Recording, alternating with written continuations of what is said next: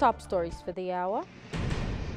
African Union Peace and Security Council condemns violence in Eastern DRC.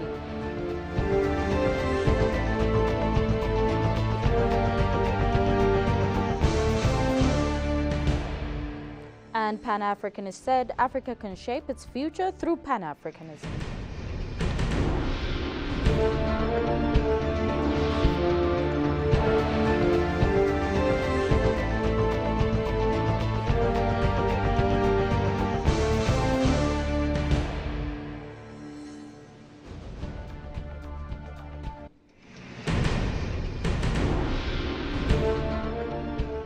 Hello and welcome to EBC World, the voice of Pan-Africanism. I'm Magdalena Isayum with the daily updates. And now moving on. Austria has reaffirmed its commitment to supporting Ethiopia's efforts in various sectors, according to the latter's permanent mission to UN and other international organizations in Geneva and Vienna.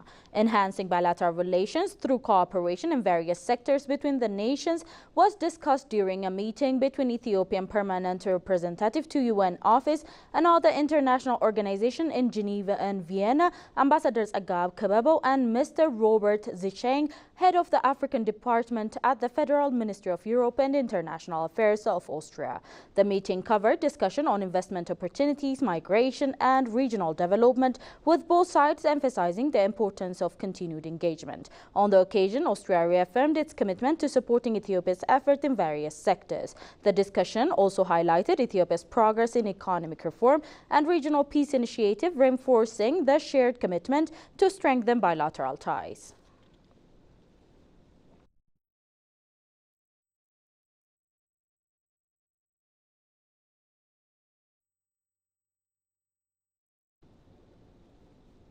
The African Union Peace and Security Council, PSC, has expressed deep concern over the rising tension between Democratic Republic of Congo, DRC, and Rwanda, condemning the recent attack by the M23 group that resulted in numerous casualties and widespread displacement, particularly among women and children. The PSC called for accountability for those responsible. The Council also condemned the activities of the Allied Democratic Force, ADF, and the Democratic Force for the Liberation of Rwanda, FDLR, which have worsened the insecurity in eastern DRC.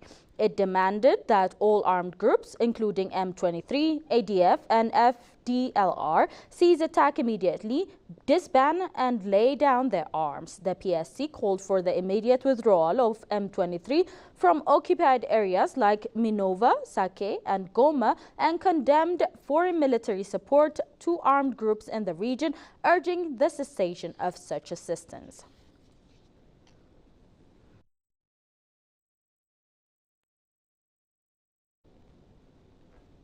African leaders have pledged to deliver affordable electricity to 300 million people across the continent within 5 years. As part of the Dar es Salaam Energy Declaration announced at the African Energy Summit in Tanzania, the summit, attended by 25 African presidents and 1,000 delegates, focuses on Mission 300 to address Africa's significant energy deficit, with 71 million people currently lacking access to electricity. Tanzania's President Samia Suluhu Hassan called the declaration a turning point for Africa's energy future. The pledge includes reforms and investment to improve energy access, with partners committing over 50 billion to support the initiative. The leaders emphasized renewable energy sources such as solar and hydroelectric power, infrastructure improvement, and policies to encourage private sector investment. African Development Bank President Akinwumi Adesina highlighted the importance of energy access for Africa's economic growth and transformation.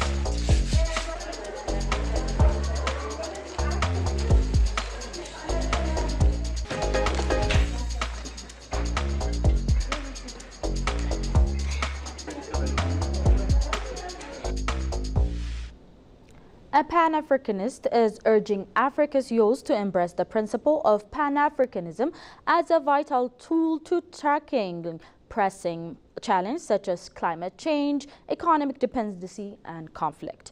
Zamdina Ababa, a Pan-Africanist and women rights advocate, emphasized Ethiopia's inspirational role in the development of Pan-Africanism detail and called on young people to understand global system and advocate for a future of freedom, peace and prosperity for the continent. Alula Takramariam presents Koshu Melisso's report. That the time has come to unite these 400 million people.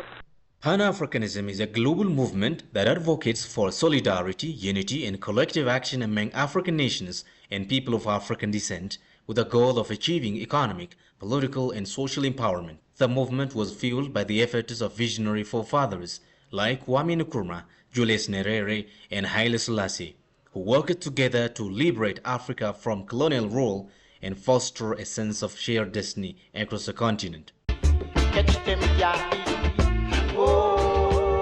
Zamdina Ababa, a Pan-Africanist and women's rights advocate approached by ABC, said the current generation needs to understand the history and role of Pan-Africanism. She highlighted Ethiopia being an inspiration behind Pan-African ideals can empower youth movements by placing Pan-Africanism at the core of the struggle for freedom and unity.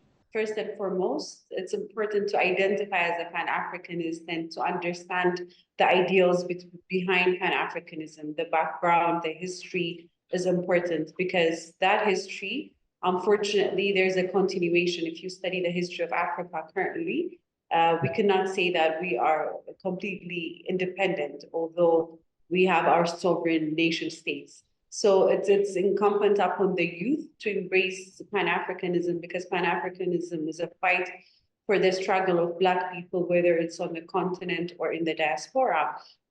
And Ethiopia being an inspiration behind, the Pan-African ideals, I think it will leverage, various youth movements if we center Pan-Africanism at the core of our fight. For Zamdina, Pan-Africanism is a love of language and love for the community. She calls the youth to understand global systems and advocate for Africa's freedom, peace, and prosperity. For me, Pan-Africanism is a love language. It's a love for the self. It's love for the community. It's love for one's Blackness and Africanness. And I think the way I see Pan-Africanism influencing the youth is by first and foremost accepting ourselves as Black people with dignity, with power, with wisdom. And we do have a lot of contemporary challenges, including climate change, including economic, independence that's fueled by capitalism. So young people understanding how global systems are, engineered, how the global system is, the architecture behind the global system is extremely important for young people's day-to-day engagement in the way they mobilize and do their advocacy work for Africa's freedom, including Ethiopia's freedom, peace, and prosperity.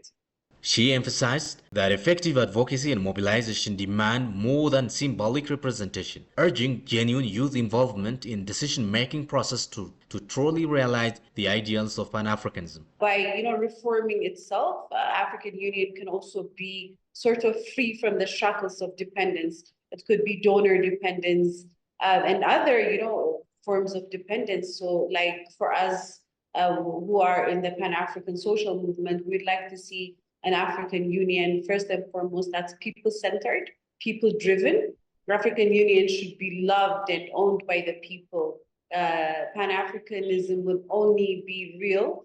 It will be realized when the people of Africa, when the social movement behind Pan-Africanism is executed. And I think the African Union plays a key and fundamental role to make sure that Pan-Africanism and its overall framework is adopted, particularly by the youth and the women of Africa, who have also made tremendous contribution to the Pan-African movement. The Pan-Africanists reiterated the need for the African Union to provide space for youth and women, empowering them to become decision makers.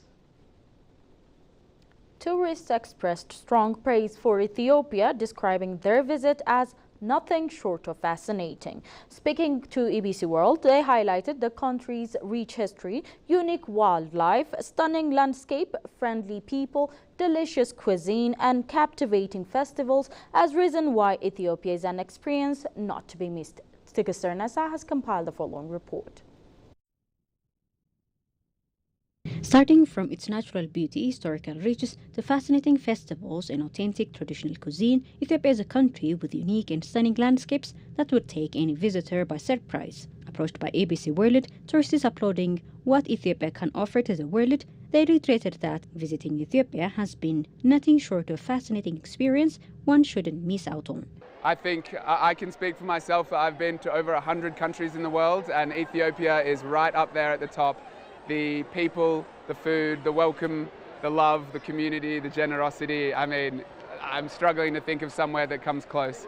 The diversity from the Omo Valley in the south to Harar, to the north, to Tigray, to Danakil, to here, of course, to Lalibela. I mean, I could list a million places here. It's just, it has to be on everyone's list at least once. But maybe not too many people, because then you won't get to experience this all to yourself. So come soon. Ethiopia is culturally one of the most interesting and most diverse countries of Africa.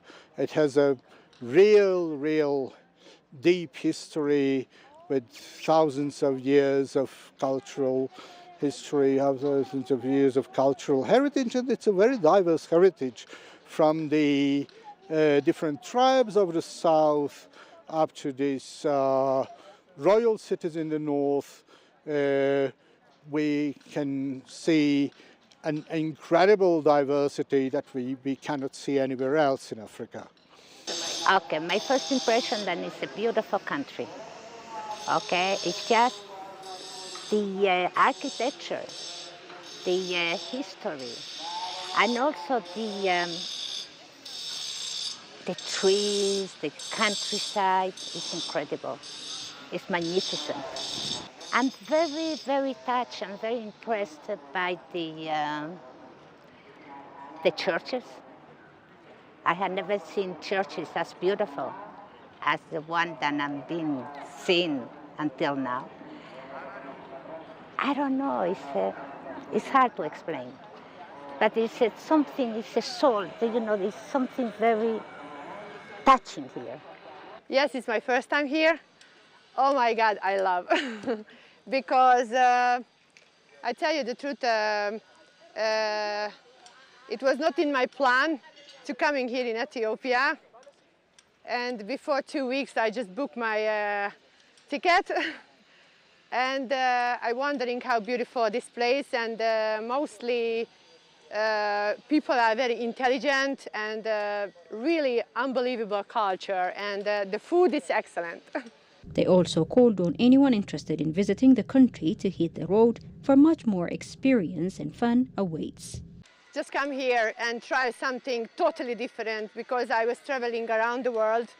Everywhere I have been, like I have been in India, I have been many places in the world, but I think this place is just mysterious, and I bought a beautiful old coin, and you can find everything here, good food, nice boys, nice girls, all girls beautiful are here.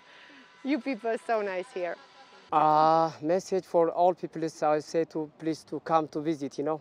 Not only to visit, to bless, you know, because for next we'll celebrate for January.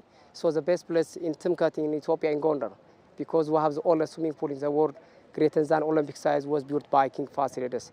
So come to visit anytime. It is all, you know, we've been Bahar Dar, we've been Aksum South, and also in Danakil, so they can drive, they can visit, you know. When some areas they say Ethiopia like not safe, but when we coming here, you'll see for the difference, you know. So we'll say to come to visit Ethiopia, you know. I think just that we have genuinely, from the minute we arrived, felt nothing but welcome, and people have gone out of their way to make us feel part of a community that we have no reason to be a part of, and that will stay with us forever. Well, we are, if they are fortunate enough, we were very fortunate to be in Ethiopia, and when we knew Timkat was on, we went, wow, we've got to go there. because we're going to the Simeon Mountains, we're going to Danakil Depression, Ertayala and Dalol, and I mean there are a lot of really amazing places in Ethiopia.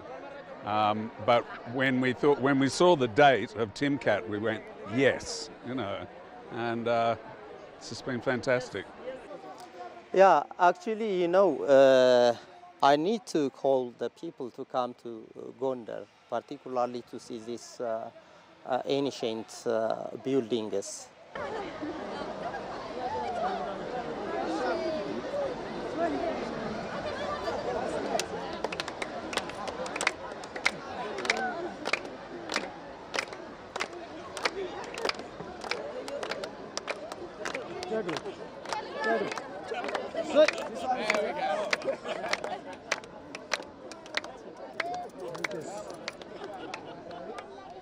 That's all we had for today's update, but before I go, let's have a recap of the top stories once again.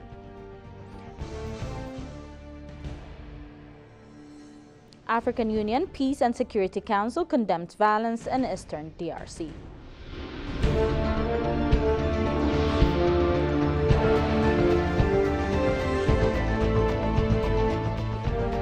And Pan-Africanists said Africa can shape its future through Pan-Africanism.